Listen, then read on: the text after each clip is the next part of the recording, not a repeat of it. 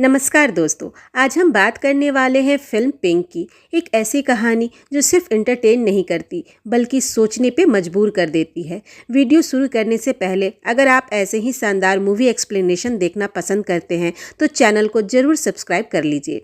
अब कहानी की शुरुआत होती है देर रात से, जहां एक लड़का बुरी तरह घायल हालत में दिखाई देता है। उसके सिर से लगातार खून बह रहा होता है और उसके दो दोस्त घबराकर उसे तुरंत हॉस्पिटल लेकर पहुंचते हैं। इसी बीच दूसरी तरफ तीन लड़कियां काफी डरी और परेशान हालत में जल्दी जल्दी कैब लेकर अपने घर लौट रही होती हैं। उनके चेहरे साफ बता रहे होते हैं कि रात में कुछ बहुत गलत हुआ है। घर पहुंचने के बाद धीरे धीरे पता चलता है कि ये तीनों लड़कियां मिनल, आंद्रिया और पलक उसी लड़के और उसके दोस्तों के साथ एक होटल में पार्टी कर रही थी। उधर हॉस्पिटल में घायल लड़के का इलाज शुरू होता है। उसका नाम राजवीर सिंह होता है। डॉक्टर उसके दोस्तों विश्वा और डंपी से कहते हैं कि मामला सीरियस है, इसलिए पुलिस को सूचना देना जरूरी होगा। लेकिन डंपी फिलहाल पुलिस को शामिल नहीं करना चाहता। वो डॉक्टर से पहले इलाज पर ध्यान देने को कहता है और तुरंत अपने दोस्त अंकित को कॉल करके सारी बात बता देता है।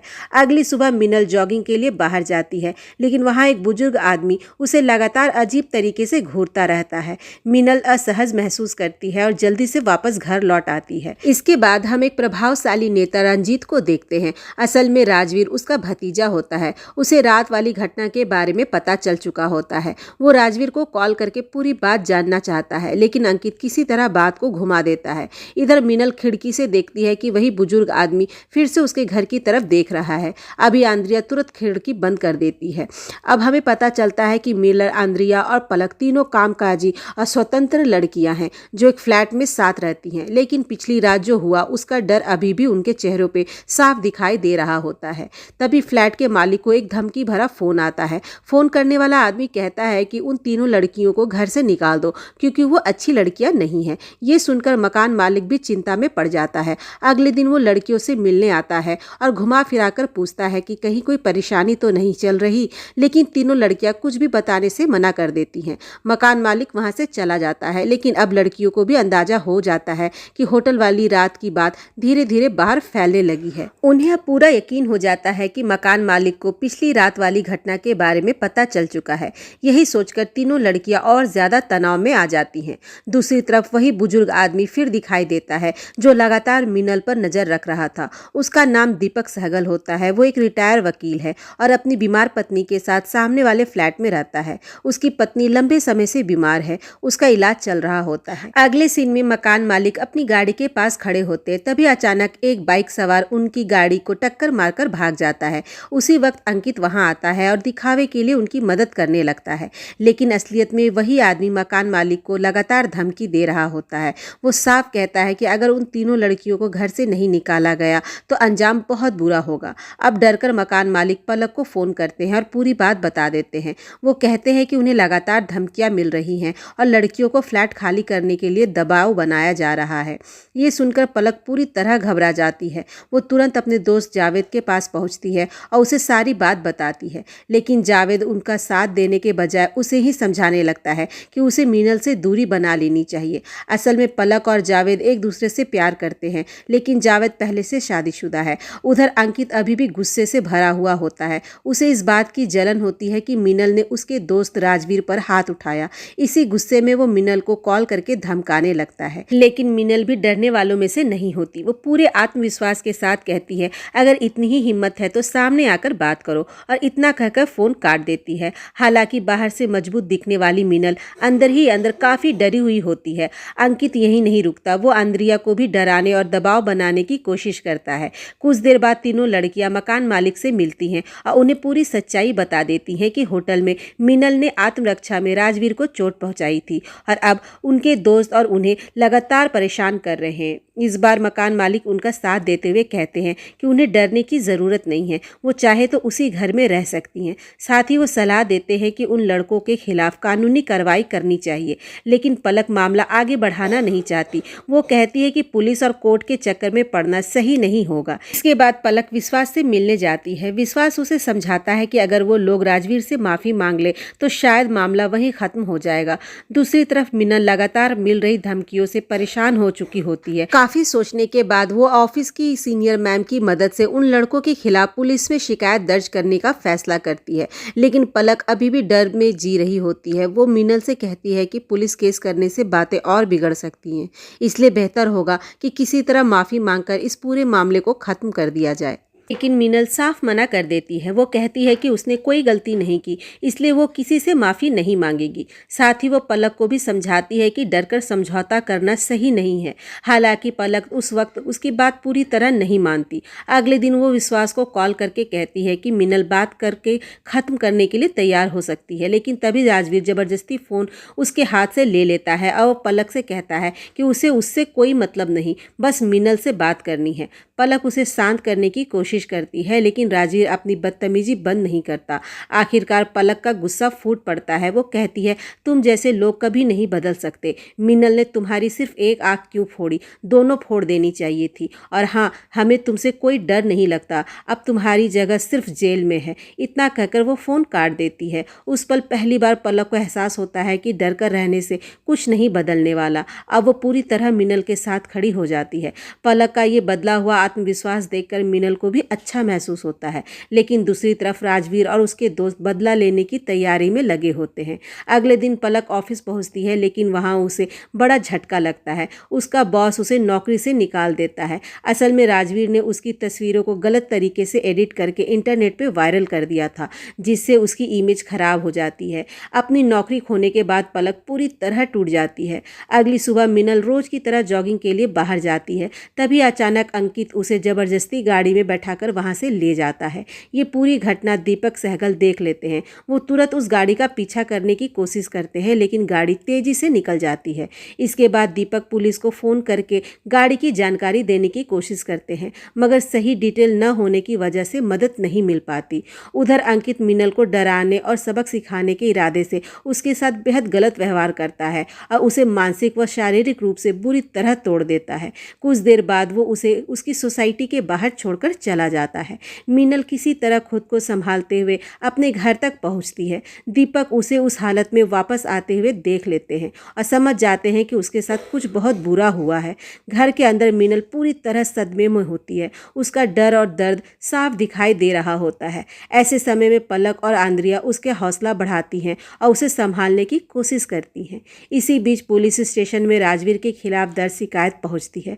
ऑफिसर अमोल अपने सीनियर को बताता है कि एक बड़े नेता के भतीजे पर छेड़छाड़ और दुर्व्यवहार का मामला दर्ज हुआ है। अगले सीन में रंजीत सिंह राजवीर को डांटते हुए दिखाई देते हैं। वो उसे चेतावनी देता है कि अपने दोस्तों के साथ ये हरकतें करना बंद करे, वरना मामला हाथ से निकल जाएगा। अगली सुबह अचानक एक महिला पुलिस ऑफिसर मिनल के घर पहुंचती है और उसे गिरफ्तार कर लेती है।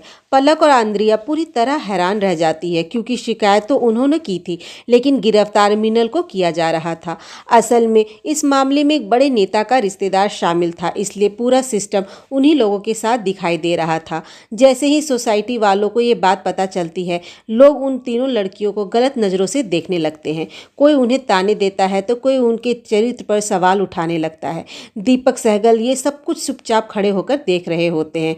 कुछ समय बाद मिनल के पिता उससे मिलने जेल आते हैं, लेकिन मिनल उन्हें देखकर खुद को संभाल नहीं पाती और कहती है कि वो वापस घर चले जाएं। तभी वहां मौजूद पुलिस ऑफिसर बेहद अपमानजनक तरीके से उसके पिता से कहती है कि उनकी बेटी गलत काम करती है और उस पर हत्या की कोशिश का केस लगा हुआ है। ये बातें सुनकर मिनल के पिता अंदर से टूट जाते हैं। वहीं पलक को उस ऑफिसर की बातें सुनकर बहुत गुस्सा आता है। वो तुरंत एफआईआर की कॉपी लेकर घर वापस लौट आती है। इसी बीच दीपक उनके घर आते हैं और पूरी एफआईआर ध्यान से पढ़ते हैं। फिर वो लड़कियों को सलाह देते हैं कि तुरंत किसी अच्छे वकील की मदद लेकर सेशन कोर्ट से इमरजेंसी बेल लेने की कोशिश करनी चाहिए। दीपक के जाने के बाद आंद्रिया इंटरनेट पर उनके बारे में खोजती है और तब उन्हें पता चलता है कि दीपक सहगल कोई आम इंसान नहीं, बल्कि एक रिटायर और बेहद अनुभवी वकील है। अगले दिन पलक और आंद्रिया कुमार नाम के एक वकील से मिलती है और उनसे केस लेने के लिए विनती करती है, लेकिन वो सिर्फ औपचारिक बातें करते मामला टाल देता है। निराश होकर दोनों दीपक के घर पहुंचती है। पलक रोते हुए उन्हें बताती है कि मीनल ने कुछ गलत नहीं किया, लेकिन उनके साथ बहुत बुरा हुआ है। वो ये भी कहती है कि उन्होंने वकील तो किया है, मगर कोई भी उनका साथ देने को तैयार नहीं है। घर से निकलते वक्त पलक एक बात कहती है जो दीपक के मन में गहराई से बैठ जाती है। वो कहती है कि बाहर से मजबूत दिखने वाली लड़कियां भी अंदर से टूट जाती हैं, बस वो अपने दर्द को छुपाना सीख जाती हैं। रात दीपक काफ़ी देर तक उन्हीं बातों के बारे में सोचते रहते हैं और आखिरकार अगले दिन वो खुद फैसला करते हैं कि अब वो इस केस को लड़ेंगे। इसके बाद दीपक अदालत में मीनल की बेल करवाते हैं और उसे जेल से बाहर लेकर आते हैं। मीनल को सुरक्षित वापस देखकर पलक और अंद्रिया की आंखों में राहत साफ दिखाई देती है। अब केस के असली सुनवाई शुरू होती है। कोर्ट में सामने वाले पक्ष का वकील प्रशांत अपनी दलील रखते हुए कहता है कि महिलाओं की सुरक्षा के लिए बनाए गए कानून जरूरी हैं, लेकिन कुछ लोग उन्हीं कानूनों का गलत इस्तेमाल करके निर्दोष लोगों को फंसाने की कोशिश करते हैं। उसके मुताबिक ये मामला भी कुछ ऐसा ही है। वो कोर्ट को बताता है कि मार्च की एक रात मीनल और उसके दोस्तों की मुलाकात राजवीर और उसके दोस्तों से एक रॉक कॉन्सर्ट में हुई थी। धीरे धीरे दोनों ग्रुप्स के बीच दोस्ती हुई और फिर राजवीर ने उन्हें पास के एक रेस्टोरेंट में डिनर के लिए बुलाया। प्रशांत आगे कहता है कि वहाँ सबने साथ में शराब पी और उसी दौरान मीनल ने राजवीर के करीब आने की कोशिश की, लेकिन जब राजवीर ने मना किया तब लड़कियों ने उस पर झूठा आरोप लगाने और पैसे मांगने की कोशिश की, और जब राजवीर उनकी इन बातों पर भी तैयार नहीं हुआ तब मीनल ने गुस्से में उस पर हमला कर दिया और अपने दोस्तों के साथ वहां से भाग गई। इसके बाद दीपक सहगल अपनी तरफ से कोर्ट में सच रखने की कोशिश करते हैं। वो बताते हैं कि लड़कियों की शिकायत पहले दर्ज हुई थी, लेकिन राजनीतिक दबाव की वजह से पुलिस ने उल्टा उन्हीं के खिलाफ चार्जशीट दाखिल कर दी। दीपक ये भी बताते हैं कि शिकायत के बाद मीनल को डराया धमकाया गया और उसके साथ जबरदस्ती की गई। दीपक फिर केस की जांच अधिकारी SHO सरला से सवाल करते हैं। वो पूछते हैं कि आखिर किस आधार पर इतनी जल्दी लड़कियों को आरोपी बना दिया गया। सरला कोर्ट में सच छुपाते हुए कहती है कि लड़कों की शिकायत पहले दर्ज हुई थी। वो दावा करती है कि उसने पूरी ईमानदारी से जांच की, होटल स्टाफ से पूछताछ की और सबूत इकट्ठा किए। इसके बाद डॉक्टर को गवाही के लिए बुलाया जाता है। वो बताते हैं कि राजवीर को लगी चोट साधारण नहीं थी, वो हमला काफी गंभीर था। फिर होटल का मालिक कोर्ट में बयान देता है कि उसने लड़कियों को उस रात अजीब हरकतें करते देखा था। उसके बाद होटल मैनेजर भी कहता है कि उसने मीनल और राजवीर को आपत्तिजनक बातें करते सुना था। इन सब गवाहियों को सुनकर मीनल अंदर से टूटने लगती है।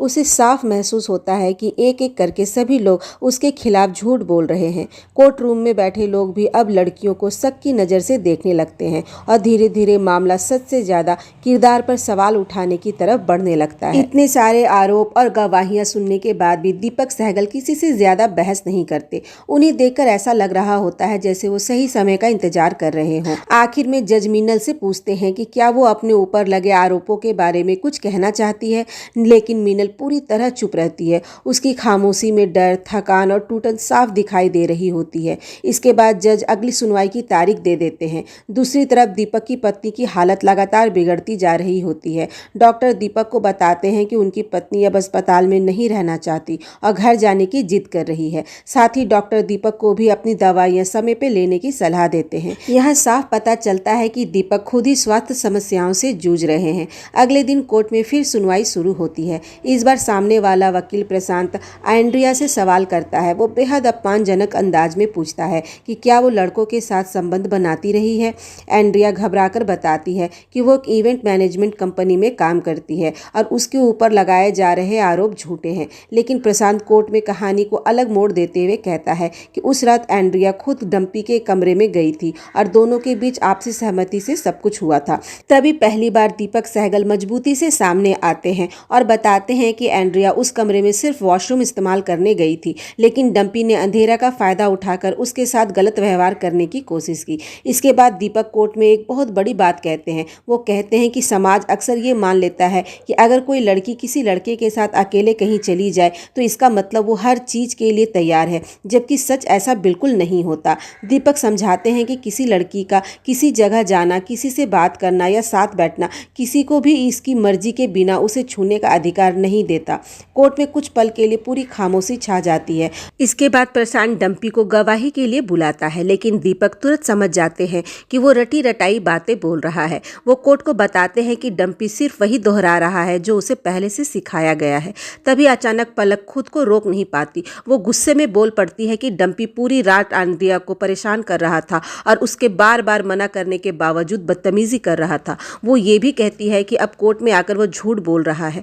पलक की बात सुनकर प्रशांत तुरंत उसे भी कटघरे में बुला लेता है। अब वो पलक की निजी जिंदगी को निशाना बनाना शुरू करता है। वो कोर्ट को बताता है कि पलक ने बैंक से लोन लिया हुआ है और उसे पैसों की ज़रूरत रहती है।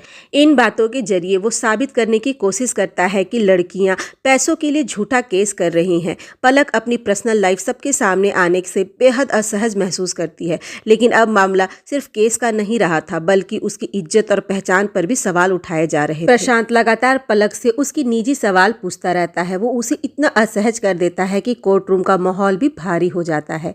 इसके बाद प्रशांत राजवीर को गवाही के लिए बुलाता है और उससे पूछता है कि उस रात आखिर हुआ क्या था।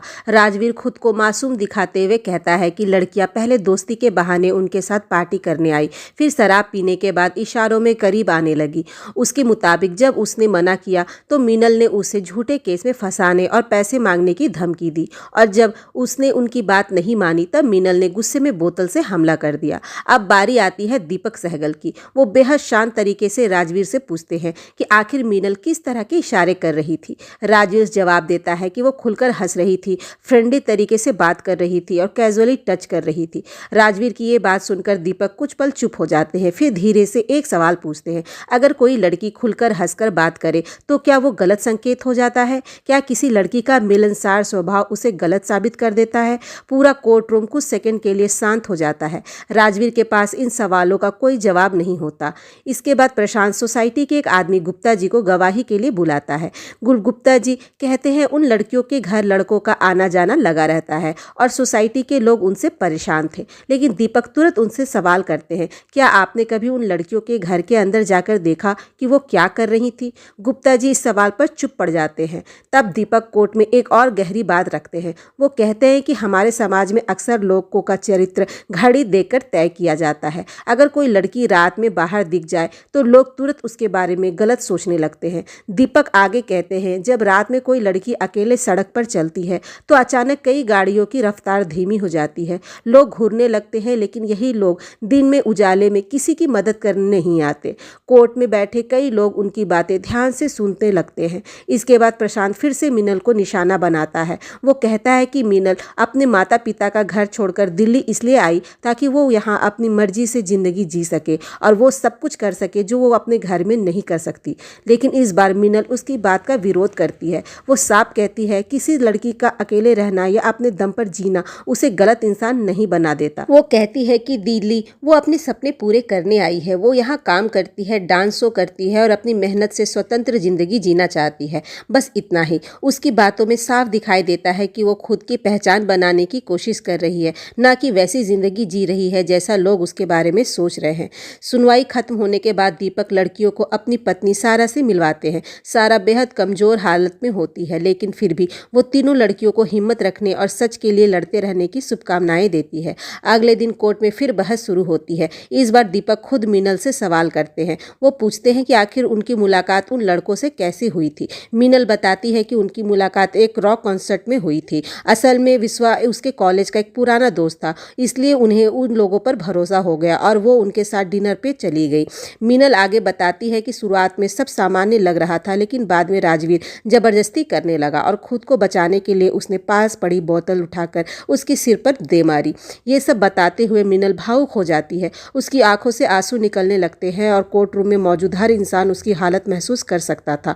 लेकिन तभी प्रशांत फिर से बीच में बोल पड़ता है। वो जज से कहता है ये सब सिर्फ सहानुभूति पाने का नाटक है। इसके बाद वो मीनल से पूछता है कि उसने राजवीर से कितने पैसे मांगे थे। दीपक तुरंत इस सवाल का विरोध करते हुए कहता है बिना सबूत के ऐसे आरोप लगाना गलत है। लेकिन प्रशांत अपनी बात जारी रखते हुए कहता है कि उसका मकसद सिर्फ ये साबित करना है कि लड़कियों ने जानबूझ के लड़कों को फंसाने की कोशिश की थी। फिर वो होटल का सीसीटीवी फुटेज कोर्ट में दिखाता है। उस फुटेज में तीनों लड़कियां अलग अलग लड़कों के साथ कमरों की तरफ जाती हुई दिखाई देती हैं। प्रशांत इस फुटेज को अपने पक्ष में इस्तेमाल करते हुए कहता है एंड्रिया डंपी के साथ गई, फलक विश्वा के साथ और मीनल राजवीर के साथ। उसके मुताबिक जब राजवीर ने पैसे देने से मना किया तब मीनल ने उस पर हमला किया। वो कोर्ट में बार बार यही साबित करने की कोशिश करता है कि लड़कियां पैसों के लिए ऐसा करती हैं। इतने झूठे आरोप सुनकर आखिरकार मीनल टूट जाती है। वो रोते हुए जोर जोर से अपनी सच्चाई बताने लगती है, लेकिन कोर्ट में उसका इस तरह भावुक होकर चिल्लाना जज को सही नहीं लगता। जज तुरंत उसे शांत रहने की चेतावनी देते हैं। कोर्ट में हुए उस हंगामे के बाद मीनल पूरी तरह टूट चुकी होती है। उसके पिता उसे अपने साथ घर ले जाते हैं ताकि वो थोड़ा संभल सके। अगली सुनवाई में दीपक सहगल सीधे केस की जांच अधिकारी SHO सरला पर सवाल उठाते हैं। वो कोर्ट को बताते हैं कि इस केस की जांच निष्पक्ष तरीके से नहीं की गई थी। दीपक विस्तार से बताते हैं कि जिस समय मीनल अपनी शिकायत दर्ज करवाने गई थी उस वक्त सरना ड्यूटी पर मौजूद ही नहीं थी। वो किसी शादी में गई हुई थी। बाद में वापस आकर उन्होंने रिपोर्ट लिखी, लेकिन जैसे ही उन्हें पता चला कि शिकायत एक बड़े नेता के भतीजे राजवीर के खिलाफ है, उनका रवैया बदल गया। दीपक कोर्ट को बताते हैं कि शुरुआती शिकायत को ठीक से दर्ज ही नहीं किया गया, बल्कि अगले दिन उसी पेज पर जल्दबाजी में सिर्फ 2 लाइनें जोड़कर मामले को छोटा दिखाने की कोशिश की गई।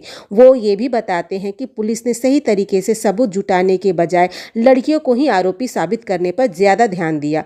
धीरे धीरे कोर्ट को भी समझ आने लगता है कि जांच में कई बड़ी लापरवाहियां और पक्षपात किए गए। अब अगली सुनवाई में दीपक एक ऐसा सवाल पूछते हैं जिसे सुनकर पूरा कोर्टरूम चौंक जाता है। वो मीनल से पूछते हैं, क्या तुम वर्जिन हो या नहीं? ये सवाल सुनते ही मीनल हैरान रह जाती है। वो बेहद असहज महसूस करने लगती है। कोर्ट में बैठे लोग भी एक दूसरे को देखने लगते हैं। मीनल के पिता ये सब सहन नहीं कर पाते और चुपचाप कोर्टरूम से बाहर चले जाते हैं, क्योंकि किसी भी पिता के लिए अपनी बेटी से इस तरह के निजी सवाल पूछे जाते देखना आसान नहीं होता। मीनल के पिता के बाहर जाने के बाद कोर्टरूम में कुछ पल के लिए पूरी खामोशी छा जाती है। फिर हिम्मत जुटाकर मीनल सबके सामने सच बोलती है। वो स्वीकार करती है कि वो वर्जिन नहीं है और जब वो 19 साल की थी तब उसने अपने बॉयफ्रेंड के साथ दोनों की सहमति से रिश्ता बनाया था। उसकी ये बात सुनकर कोर्ट में कई लोग उसे अलग नजरों से देखने लगते हैं। तभी दीपक शांत आवाज में उससे पूछते हैं, जब तुमने अपने बॉयफ्रेंड के साथ रिश्ता बनाया था क्या तुमने उससे पैसे लिए थे? मीनल तुरंत जवाब देती है, नहीं, वो हमारी आपसी मर्जी थी, वहाँ पैसे का कोई सवाल ही नहीं था। अब दीपक उससे मुद्दे की तरफ आते हैं। वो पूछते हैं कि अगर मीनल पैसे नहीं मांग रही थी तो उसने राजवीर को कैसे बताया कि वो उसके साथ कुछ नहीं करना चाहती? मीनल थोड़ी घबराहट में जवाब देती है कि उसने साफ ना कह दिया था। बस यहीं से दीपक अपनी सबसे महत्वपूर्ण दलील शुरू करते हैं। वो कोर्ट में कहते हैं कि जब एक लड़की ना कहती है तो उसका मतलब सिर्फ ना होता है, उसके बाद किसी भी तरह की जबरदस्ती गलत है। दीपक आगे समाज की सोच पर सवाल उठाते हैं। वो कहते हैं कि अक्सर लोग मान लेते हैं कि अगर कोई लड़की लड़कों के साथ पार्टी करे, शराब पिए, हंसकर बात करे या मॉडर्न कपड़े पहने तो वो हर चीज के लिए तैयार है, लेकिन सच ऐसा बिल्कुल नहीं है। वो बताते हैं कि हमारे समाज में कई बार शराब पीना, रात में बाहर रहना या अपनी पसंद के कपड़े पहनना सिर्फ लड़कियों के चरित्र से जोड़ दिया जाता है, जबकि लड़कों के लिए वही चीजें सामान्य मानी जाती है। दीपक कहते हैं कि हमेशा लड़कियों को रोकने टोकने की बातें होती हैं, ऐसे कपड़े पहनने चाहिए, कितनी देर बाहर रहना चाहिए, किससे बात करनी चाहिए, लेकिन असली जरूरत लड़कों को सही सोच सिखाने की है। अगर कोई लड़की किसी के साथ दोस्ताना व्यवहार करे तो इसका मतलब ये नहीं कि उसकी मर्जी के बिना उसे छूने का अधिकार मिल गया। दीपक साफ कहते हैं कि जब मीनल ने राजवीर को रोका और ना कहा तब वही बात खत्म हो जानी चाहिए थी, लेकिन राजवीर नहीं रुका और इसी वजह से खुद को बचाने के लिए मीनल ने बोतल उठाकर वार किया और वहां से निकल गई। दीपक अपनी बात खत्म करते हुए कोर्ट से कहते हैं कि मीनल ने जो किया वो खुद की सुरक्षा के लिए किया था, इसलिए उस पर जानबूझकर हमला करने या हत्या की कोशिश करने जैसे गंभीर आरोप नहीं लगाए जाने चाहिए। लेकिन सामने वाले वकील प्रशांत फिर से बहस शुरू करते हैं। वो कहता है कि अगर मीनल सच में खतरे में थी तो उसकी दोस्त पलक और एंड्रिया ने वैसा कोई कदम क्यों नहीं उठाया। इसके बाद वो फिर से पलक को कटघरे में बुलाता है। प्रशांत कोर्ट में पलक और जावेद के रिश्ते को मुद्दा बनाना शुरू कर देता है। वो कहता है कि जावेद उसे पैसे देता था और उनका रिश्ता सिर्फ शारीरिक संबंधों पर टिका हुआ था। ये बातें सुनकर पलक अंदर से टूट जाती है। गुस्सा और दर्द आखिरकार बाहर आ जाता है। वो रोते हुए जोर से कहती है, आप यही साबित करना चाहते हैं ना कि हमने पैसे लिए थे या नहीं? पूरा कोर्ट उसकी तरफ देखने लगता है। पलक कांपती आवाज में स्वीकार करती है कि जावेद ने उसकी मदद की थी और उससे उसने पैसे लिए थे, लेकिन वो तुरंत एक बहुत जरूरी बात जोड़ती है। वो कहती है कि चाहे किसी ने पैसे लिए हो या नहीं, उससे ये साबित नहीं हो जाता कि किसी लड़की की मर्जी हमेशा के लिए खत्म हो गई। पलक रोते हुए कहती है कि उस रात मीनल बार बार मना कर रही थी, लेकिन राजवीर उसकी ना सुनने को तैयार ही नहीं था। फिर वो कोर्ट से सवाल करती है, अगर एक लड़की साफ मना कर रही हो और फिर भी कोई लड़का जबरदस्ती करे तो कानून के हिसाब से गलत कौन है? उसकी आवाज टूटने लगती है और वो खुद को संभाल नहीं पाती। पूरा कोर्ट रूम एकदम शांत हो जाता है, क्योंकि अब मामला सिर्फ लड़ाई का नहीं था बल्कि सहमति की थी। सुनवाई खत्म होने के बाद पलक घर लौटती है। वो बहुत दुखी होती है क्योंकि कोर्ट में उसके और जावेद के रिश्ते को सबके सामने उछाला गया था। जिस इंसान से वो सच में प्यार करती थी, अब उसी रिश्ते को लोग गलत नज़रों से देख रहे थे। कुछ देर बाद दीपक, एंड्रिया और मीनल उसके पास आते हैं। उन्हें एहसास होता है कि ये लड़ाई सिर्फ अदालत में नहीं बल्कि समाज की सोच के खिलाफ भी लड़ी जा रही है। पलक दर्द भरी आवाज़ में कहती है, अब चाहे हम सच बोले या झूठ, किसी को कोई फ़र्क नहीं पड़ता। सबने पहले ही मान लिया है कि हम गलत हैं। वो ये भी कहती है कि लोग सिर्फ पैसों की बात सुनते हैं, लेकिन किसी लड़की की मर्जी या उसके दर्द को समझने की कोशिश नहीं करते। पलक की बातें सुनकर दीपक भी कुछ देर के लिए चुप हो जाते हैं। उन्हें एहसास होता है कि ये केस सिर्फ कानून की लड़ाई नहीं बल्कि समाज की सोच से भी जुड़ा हुआ है। अगली सुबह जावेद पलक का सामान लौटाने उसके घर आता है। वो कहता है कि अब वो इस मामले में और नहीं पढ़ना चाहता क्योंकि उसकी पत्नी और परिवार पर असर पड़ सकता है। इतना कहकर वो जाने लगता है। तभी मीनल उसे रोकते हुए कहती है, पलक तुमसे सच में प्यार करती थी, लेकिन तुम उसका साथ देने से डर गए। मीनल की बात सुनकर जावेद शर्मिंदा महसूस करता है, लेकिन वो बिना कुछ बोले वहां से चला जाता है। अब कहानी अपने आखिरी और सबसे महत्वपूर्ण कोर्ट सेशन में पहुंचती है। इस बार दीपक सीधे राजवीर से सवाल करना शुरू करते हैं। वो धीरे धीरे उसकी सोच और उसके झूठ को सामने लाने की कोशिश करते हैं। दीपक कहते हैं कि शायद राजवीर सच इसलिए नहीं मान रहा क्योंकि उसे डर है कि अगर सच्चाई बाहर आ गई तो उसके परिवार और शादी पर असर पड़ेगा। फिर वो राजवीर से पूछते हैं कि क्या उसके हिसाब से अच्छे घर की लड़कियां शराब नहीं पीती। राजवीर गुस्से में जवाब देता है, शरीफ घरों की लड़कियां इस तरह पार्टी नहीं करती। बस यही दीपक उसकी सोच को पकड़ लेते हैं। वो कहते हैं कि सिर्फ शराब पी लेने या पार्टी में जाने से कोई लड़की गलत नहीं हो जाती, लेकिन राजवीर ने मीनल को सिर्फ इसलिए गलत मान लिया क्योंकि वो उनकी बनाई हुई अच्छी लड़की वाली सोच में फिट नहीं बैठती थी। दीपक फिर राजवीर को उसकी ही बातों में उलझाते हैं और कहते हैं कि अगर यही नियम है तो फिर पार्टी में जाने वाली हर लड़की को लोग गलत मानेंगे, चाहे वो किसी की बहन हो या बेटी। ये सुनकर राजवीर अपना आपा खोने लगता है। गुस्से में वो मीनल, पलक और एंड्रिया के लिए बेहद अपमानजनक शब्द इस्तेमाल करने लगता है। उसकी असली सोच अब सबके सामने आ चुकी होती है। कोर्ट रूम में बैठे लोग हैरान रह जाते हैं। आखिरकार कोर्ट के सामने राजवीर का असली चेहरा आ ही जाता है। अब सभी को समझ आने लगता है कि मामला सिर्फ एक झगड़े का नहीं था बल्कि एक लड़की की ना को न समझने की सोच का था। इसी बीच दीपक सहगल की जिंदगी में भी एक बड़ा हादसा हो जाता है। उनकी पत्नी सारा इस दुनिया को छोड़ देती हैं। फिर भी दीपक टूटने की बजाय आखिरी सुनवाई के लिए कोर्ट पहुंचते हैं। अब सामने वाले वकील प्रशांत अपना क्लोजिंग स्टेटमेंट देता है। वो कोर्ट से कहता है कि सारे सबूत लड़कियों के खिलाफ है। सीसीटीवी फुटेज में भी साफ दिखाई देता है कि घटना के बाद तीनों वहां से भाग गई थी।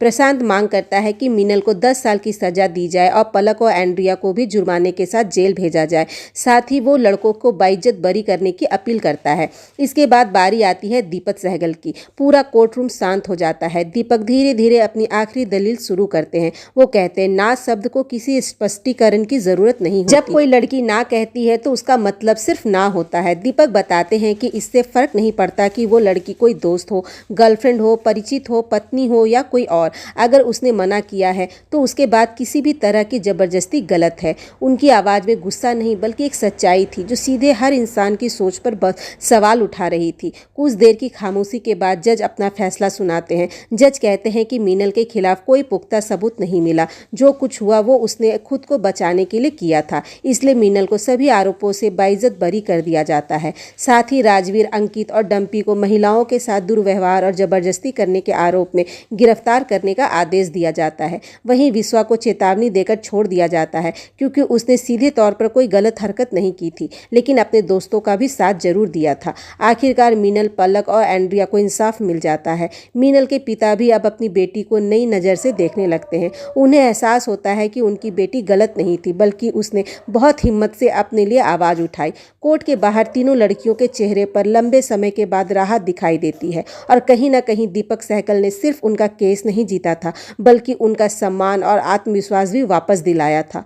फिल्म के आखिरी सीन में हमें उस रात की सच्चाई दिखाई जाती है जहां राजवीर ने मीनल की मर्जी के खिलाफ उसके करीब आने की कोशिश की थी और खुद को बचाने के लिए मीनल ने बोतल से वार किया था। इसी संदेश के साथ फिल्म खत्म होती है कि किसी भी रिश्ते में सबसे ज़रूरी चीज़ है सहमति, क्योंकि नो का मतलब हमेशा नो ही होता है।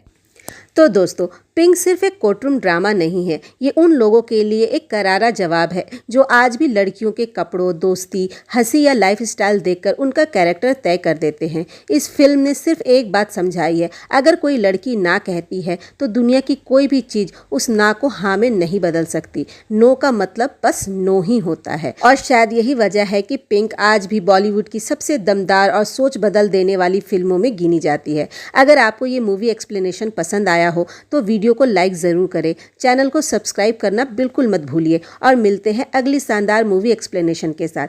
Thank you.